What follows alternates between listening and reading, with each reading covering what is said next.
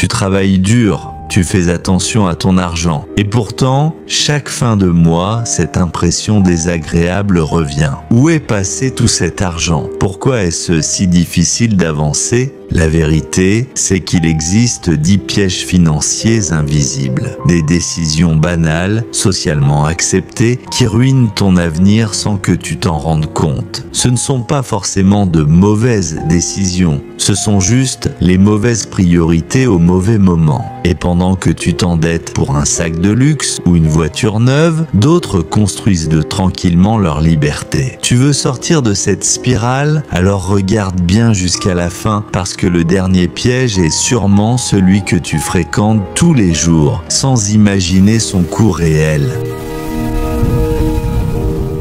Tu t'installes au volant, tout est propre, brillant, silencieux, l'écran tactile te salue, le cuir est tendu comme un tambour, et cette odeur, l'odeur du neuf, mais cette odeur te coûte 6 000 €. Oui, dès que tu quittes le concessionnaire, ta voiture a déjà perdu 15% de sa valeur et dans 5 ans, elle aura perdu plus de la moitié. Pour une voiture payée 40 000 €, tu perds plus de 20 000 € sans même avoir eu le temps de l'user. Et pourtant, tu continues d'y la rembourser, intérêt inclus. C'est un piège discret, socialement accepté, parce qu'on t'a fait croire qu'avoir une voiture neuve, c'était réussir. Mais les personnes qui bâtissent leur indépendance financière, elles achètent d'occasion entre 2 et 3 ans d'âge, sous garantie, même confort, mais bien moins cher. Et la différence, elles ne la laissent pas fondre sur l'asphalte. Elles l'investissent. 40 000 € placés dans un simple ETF type MSCI World pendant 20 ans à 8% de rendement moyen. Ça devient plus de 180 000 €. Alors, une voiture neuve et un crédit à la conso ou 10 années d'avance sur ta liberté, et si tu penses que perdre 28 000 sur une voiture, c'est déjà dur, attends de voir ce que des tickets à 2 € peuvent te coûter sur toute une vie. Un petit ticket de loto à la supérette, un pari sportif entre potes ou une petite session au casino juste pour s'amuser. Mais ce qu'on appelle jeu est en réalité une taxe sur l'espoir. Un impôt discret prélevé sur ceux qui rêvent de changer de vie sans planifier. Les chances de gagner l'euro-million, 1 sur 140 millions, autant dire rien. Et pourtant, en France, on dépense en moyenne plus de 400 € par an et par personne dans les jeux de hasard. Sur 30 ans, ça représente plus de 50 000 € qui auraient pu être investis intelligemment. Pas dans des tickets grattés à la pause déjeuner, pas besoin d'aller jusqu'à l'Ohio. Regarde autour de toi combien de collègues, de proches, de voisins jouent chaque semaine, sans jamais rien gagner d'autre qu'1 € ou 2. Tu veux garder ce frisson du jeu? Très bien. Mais crée-toi un petit budget divertissement, 1 à 2% de ton revenu maximum, pas plus. Et surtout, apprends à miser sur ce que tu peux maîtriser. Parce que la stratégie bat toujours la chance sur le long terme. Et justement, le prochain piège est bien plus sournois. Il ne coûte pas 2 €, il peut t'en coûter 10 000 sans que tu t'en rendes compte, et tout ça à cause d'une carte bancaire. Tu l'as dans ton portefeuille ou enregistré dans ton téléphone. Tu l'utilises tous les jours et elle donne l'illusion que tu peux te permettre ce que tu ne peux pas encore financer. Je parle de ta carte de crédit renouvelable. En apparence, c'est pratique, mais en réalité, c'est l'arme préférée des banques pour t'enfermer dans une spirale de dette. Le principe, tu paies, mais tu ne rembourses qu'une petite partie chaque mois. Le reste s'accumule avec des intérêts monstrueux, souvent autour de 20% par an.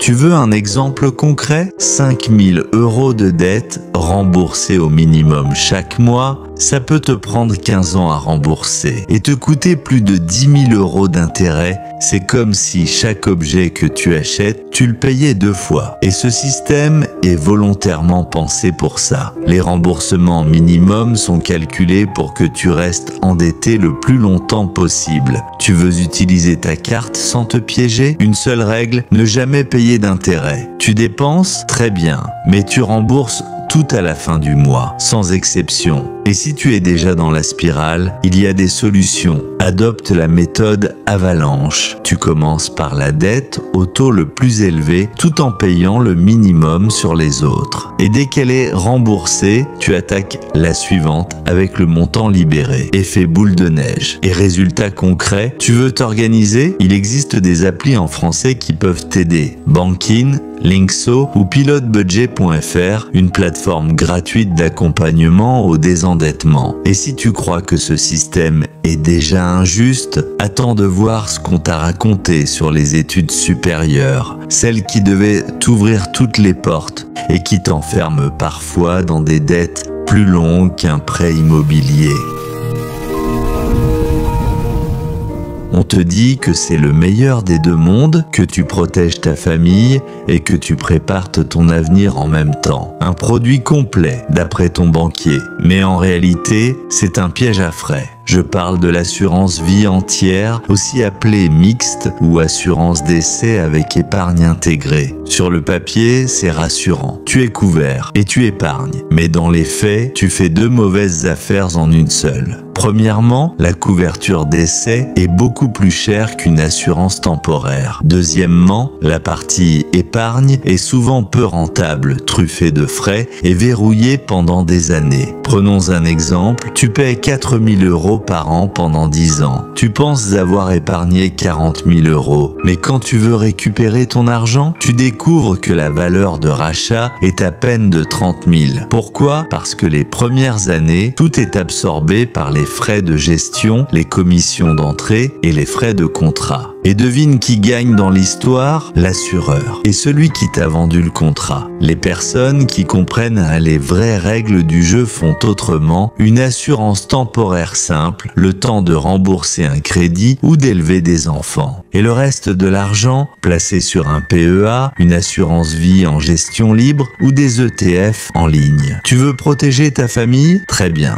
Mais ne paie pas 3 fois trop cher pour un produit mal ficelé. Et si tu as déjà signé ce genre de contrat, tu peux encore agir. Prends rendez-vous avec un conseiller indépendant, pas quelqu'un qui touche une commission. Tu peux envisager un rachat partiel, une mise en réduction ou un transfert vers un produit plus sain. Parce que protéger son avenir, c'est important. Mais le faire intelligemment, c'est encore mieux. Et justement, le prochain piège, lui, est encore plus sournois. Tu le vois tous les jours dans les pubs, dans les magasins, dans ta poche. Et il te pousse à dépenser toujours plus, sans jamais t'arrêter.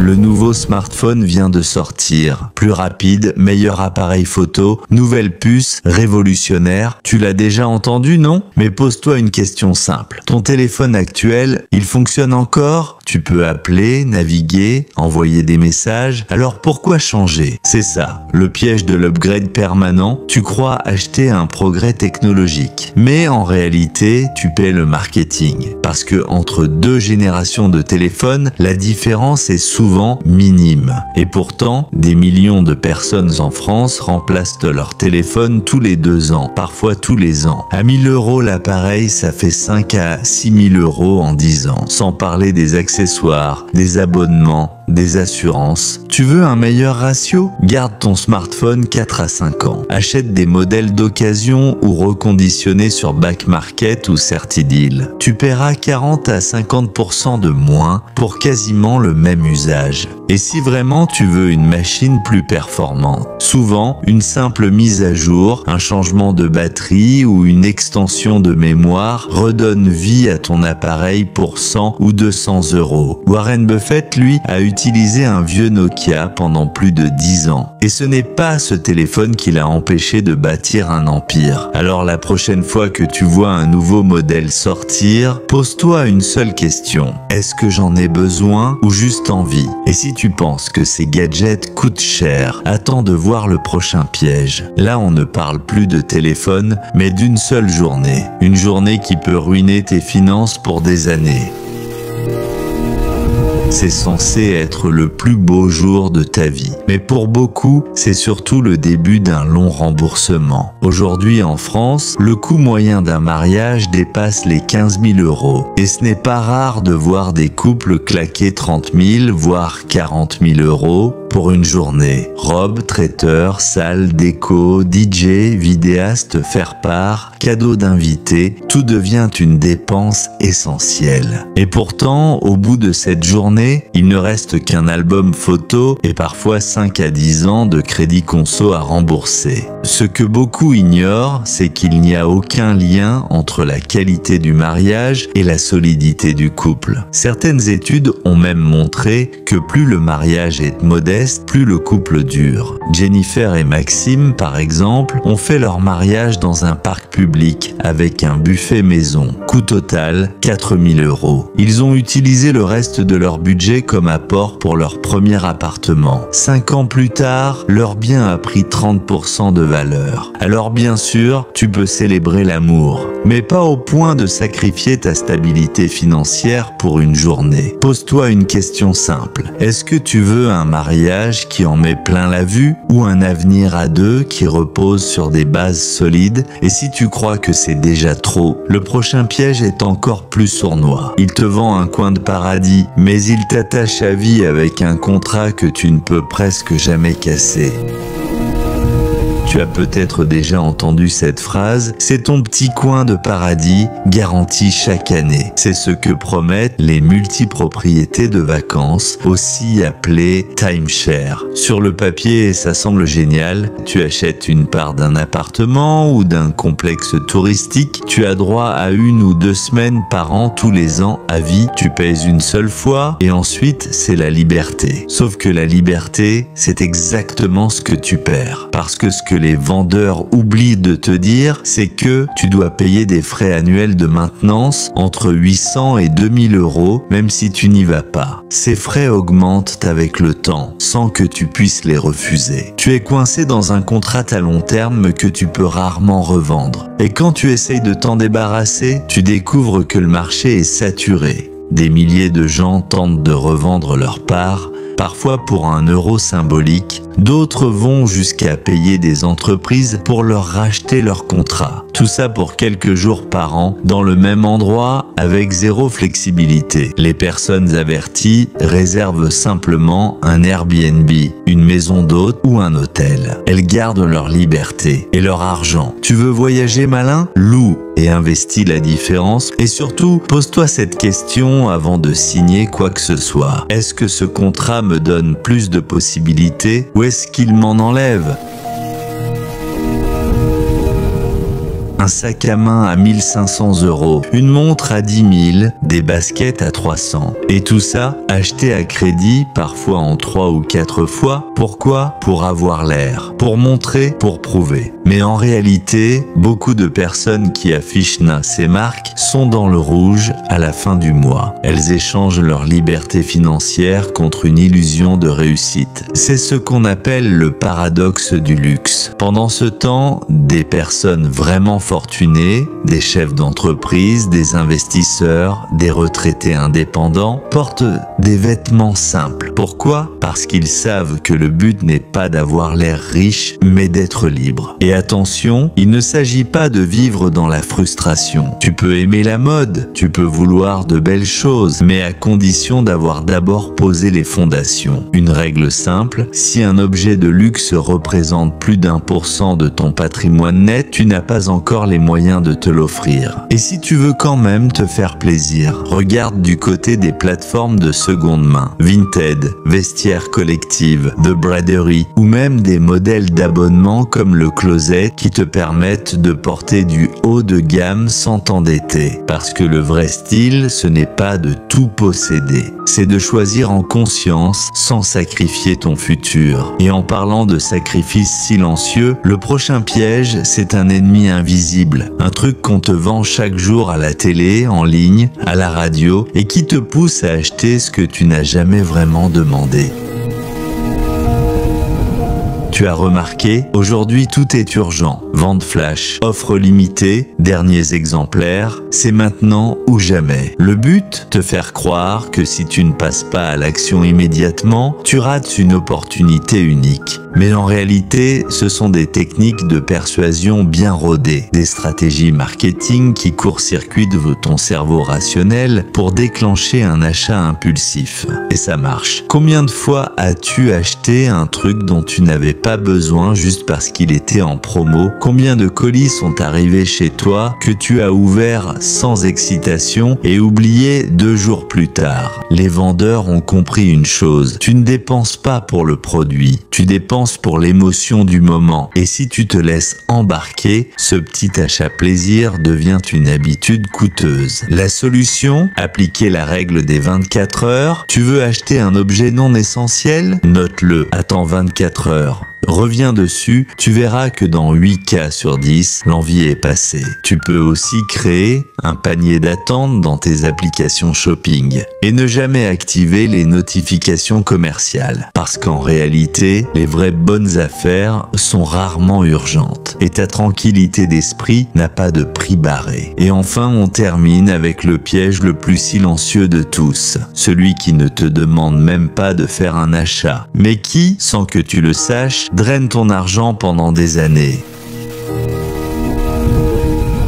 Tu ne t'en rends même plus compte, mais ils sont là chaque mois, en fond, discret. Plateforme de streaming, applications mobiles inutilisées, abonnement à des outils en ligne. Service reconduit automatiquement. Box mensuelle, surprise. Tu te dis, ce n'est que 9 € par mois, mais multiplie par 10 services. Et sur une année, tu as peut-être plus de 1000 € qui s'évaporent sans réel bénéfice. Ce sont les fuites du seau. Pas assez grosses pour être choquantes, mais trop nombreuses pour être ignorées. Le pire, c'est que beaucoup de ces abonnements sont difficiles à résilier. Sites sans bouton, des inscriptions claires. Conditions en petits caractères. Reconduction automatique gâchée. La bonne stratégie? Faire le tour complet de tes prélèvements chaque trimestre. Utiliser une app comme Bankin ou Linkso qui repère automatiquement les abonnements. Ou carrément créer une carte bancaire virtuelle dédiée que tu peux bloquer si besoin. Revolut, Fortuneo, etc.